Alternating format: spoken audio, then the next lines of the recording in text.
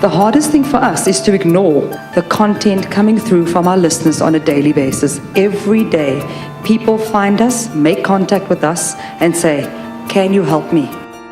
We do know that a woman in this country gets raped every 4 minutes. Here's a young lady. Her name is Anene Booysen. She was violated, she was raped, she was horribly murdered. Right? And she's not the first, and she won't be the last. I warn you, you're going to hear a beep. It'll come up in just a moment on the radio. Okay? Every time you hear this ping in the next 12 hours on this radio station, that means a rape has just been reported. This initiative just calls on you to rise up and to start speaking out about rape. Now, I'm 73. I was raped by my stepfather when I was about 6. I lived with it until this very day. This is the first time I've ever spoken about it. It's remarkably brave Yes, John. of you to speak out like this. I pledge. I pledge. I pledge. I pledge.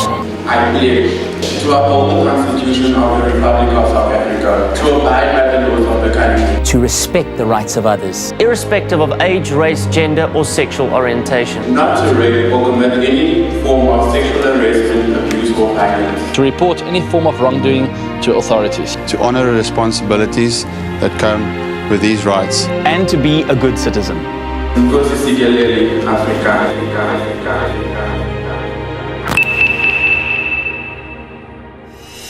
Lead SA's Drug Watch.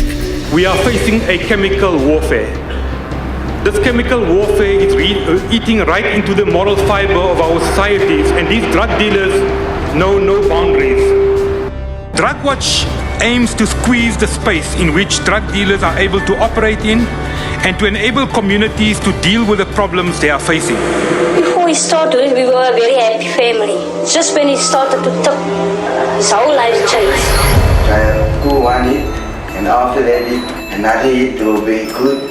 And after that I became addicted to stuff and buttons. I committed a crime. I made my parents suffer emotionally. Then one day after breakfast, he was washing up in the kitchen and he said to me, "Mommy, will you have sex with me because that's what I need?" Went over to Peru for Nigerian drug lords. I went to fetch drugs there. Most of my friends that I used to do drugs with are in prison. I'm the luckiest out of them because some of them have died.